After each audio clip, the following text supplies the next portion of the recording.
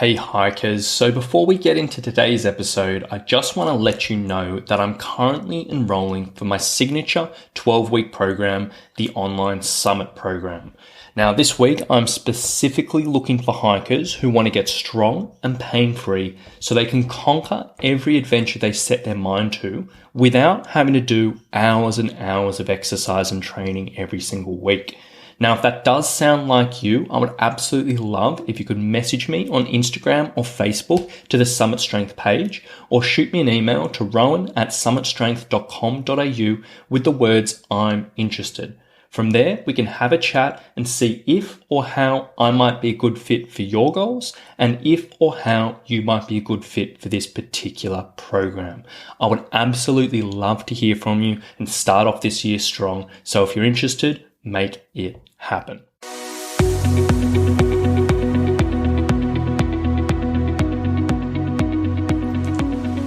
Hey, my name is Rowan Smith and I want to welcome you to the Training for Trekking podcast. Now, this is the world's very first podcast which is entirely dedicated to helping you train, prepare, and conquer your upcoming hike, trek, or mountain adventure. So once a week, I'm going to be giving you quality and practical information on the subjects of physical preparation for trekking, dealing with altitude, and nutrition on the trail, so you can know everything you need to be doing to have the best chance of a safe, enjoyable, and successful adventure. So now you know what you're in for. Let's get into today's episode.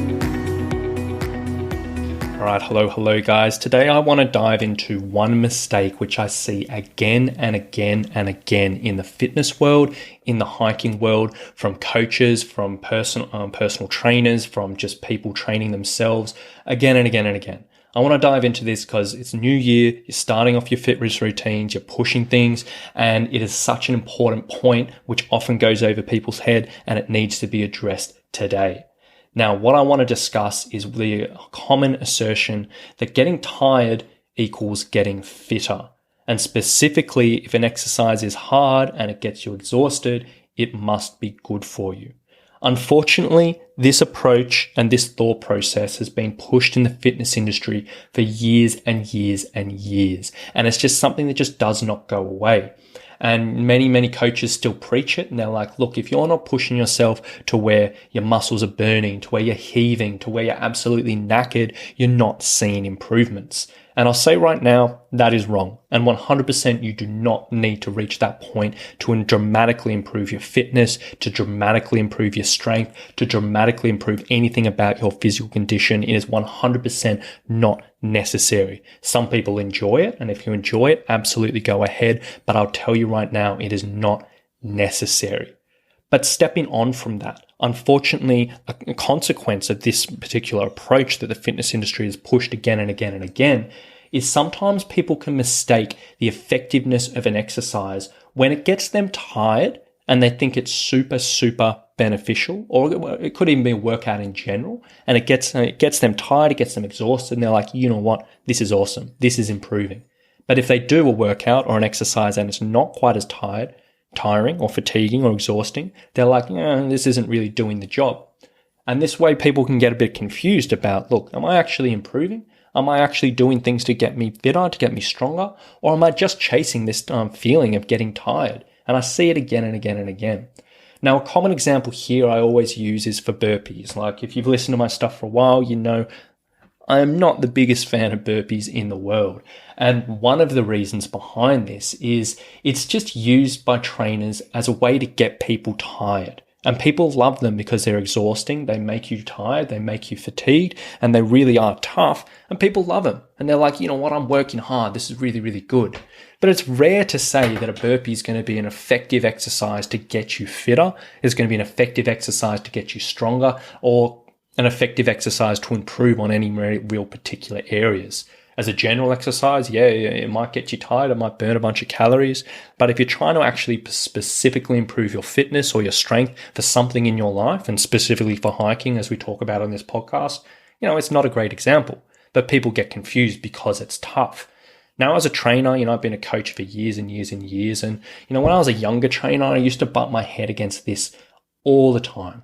And what I would do is, I'd have this client, they come to me. Back then I worked with either weight loss or muscle gain or just general athletic performance. And people come to me, they'd say, look, I need help with this.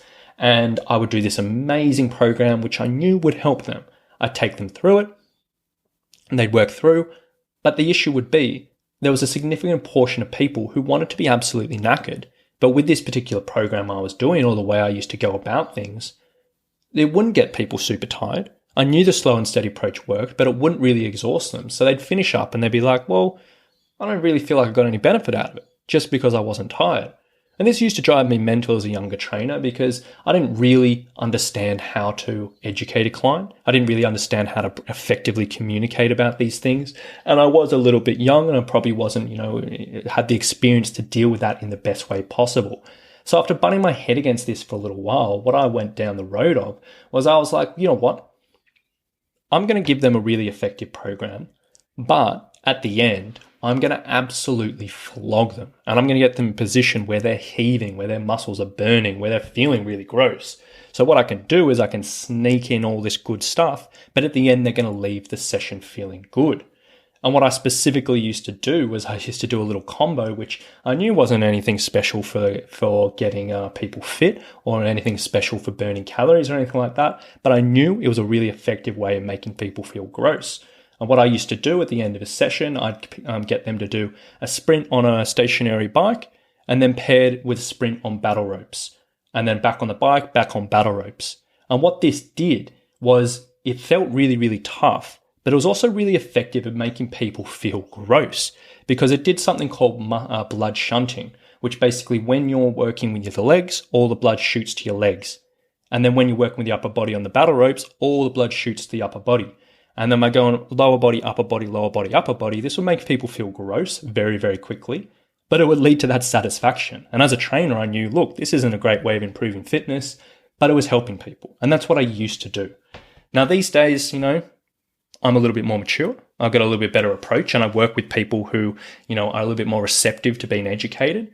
And back then, my justification was like, look, if I did 10 minutes of this in a 60-minute session, I could ensure they got all the good stuff in the 50 minutes. And then at the end, I'd absolutely flog them and make them leave them feeling satisfied.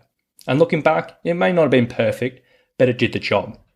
But I know this approach, it's not unique to me. Many, many trainers out there do it. But I know it's a really easy trap to fall into.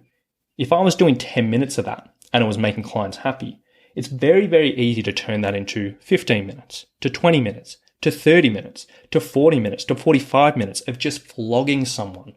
And sure, that'll make someone feel really, really satisfied when they're done and they'll feel like they worked really, really, really hard, but it's not a very effective way of improving people over the long term. And you'll see this in gyms all the time these days. You'll see people just getting flogged with burpees. They'll do this random mashup of exercises of just things that feel hard. They'll just do squat after squat after squat or the jump after jump after jump or whatever it may be. And it'll feel really, really hard, but it's absolutely a trap. Because 9 times out of 10 with this type of training, unless you're just training for weight loss and absolutely nothing else, you're probably not really improving. So how do you avoid this trap? If trainers themselves are sort of getting this wrong, and if you're the listener, you may not have as much knowledge around training, you may not have as much experience as much as the trainers, how do you avoid this trap, which they may be doing? Well, the really simple way to go about this is enter a session knowing exactly what you're trying to improve in that session. So instead of just going in and saying, look, I'm going to work hard, get sweaty, get burny, what element of fitness are you actually trying to improve? And how is that going to particularly improve your hiking? So for example, if you're going in for a strength session, if you enter a session going, okay, today I'm specifically trying to develop muscular strength in my legs with some extra resistance and lots of rest. I'm specifically trying to work on that because I know when I get to the trail, when I have a pack on my back, when I'm stepping up steps, when I'm going up hills, extra muscle strength is 100% going to benefit me. If you go in with that mindset and you can say, look, I've challenged myself, I've improved here and I've really concentrated on this, you can walk out of a session feeling very, very satisfied that you've directly worked that and not just, hey, I'm tired. Or for example, if you're doing something like I always talk about aerobic power intervals on this podcast, and these are some of my favorite intervals. And specifically for that, They're intervals that are a little bit longer, about 2.5 to 3.5 minutes. And with those, I always say these are really, really effective at helping people not get so huffed and puffed on hills.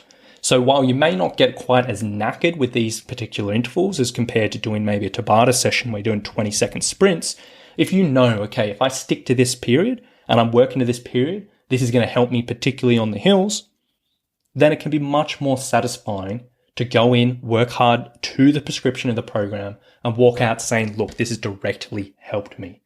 Or another example, if you're sort of struggling, if you're working with the core development and you're doing an exercise as opposed to just getting a burn in the abs and just doing lots of sit-ups and lots of crunches.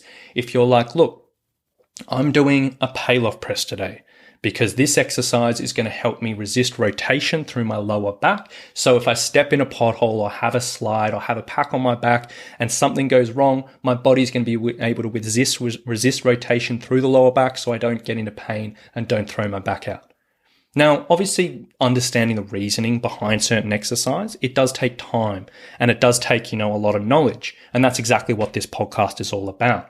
But if you can get your head around this and if you can enter sessions having a justification for everything you do, it can be so, so amazing to your long-term progress. And if you can get away from that whole thought process of like, I've got to be tired or it's not improving me, I've got to have burny legs or it's not improving me or whatever it may be. If you can get away from that thought process, it is one of the best things you can possibly do for your long-term training.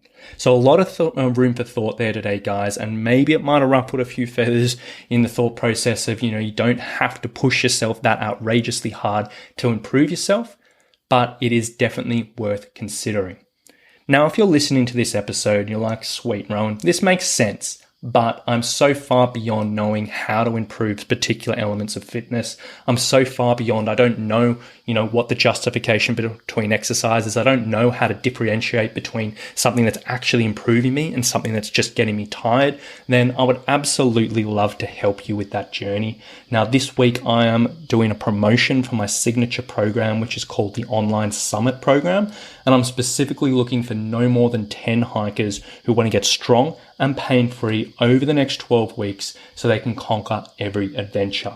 If you do need help with this and you do want to improve your fitness, improve your strength and improve your enjoyment on the trail, shoot me a message to Summit Strength on the Instagram or Facebook or email me at rowan@summitstrength.com.au with the words I'm interested. We can have a conversation and we can see if or how this program might be a good fit for you, your goals, and your particular situation. So if you do need help, I would absolutely love to hear from you and we'll take it from there. So thank you so much for listening today, guys, and we'll talk to you soon. Bye.